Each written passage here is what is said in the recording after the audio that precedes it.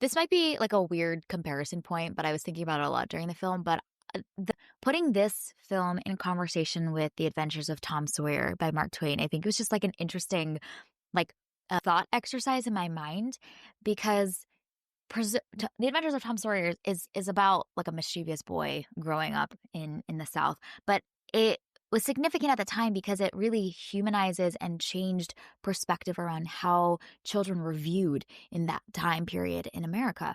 And for the 400 Blows, it's presumably adult audiences that are going to see this movie. The ability for this film to humanize children, to get adults in the audience to walk in the shoes of and understand a little bit of what it feels like to be dismissed, what it feels like to be unheard, what it feels like to be controlled and told what to do, what it looks like to discipline well versus not, and examples of what that looks like.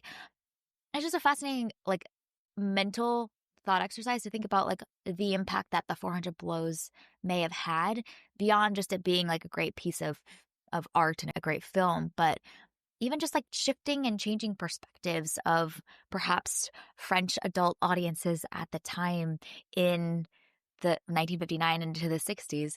That's just an interesting thought of just the way that movies, art, literature can really shift perspectives and change and maybe dispel some of the preconceived notions about people groups or parts of society. It was just a whole thought train that I went down.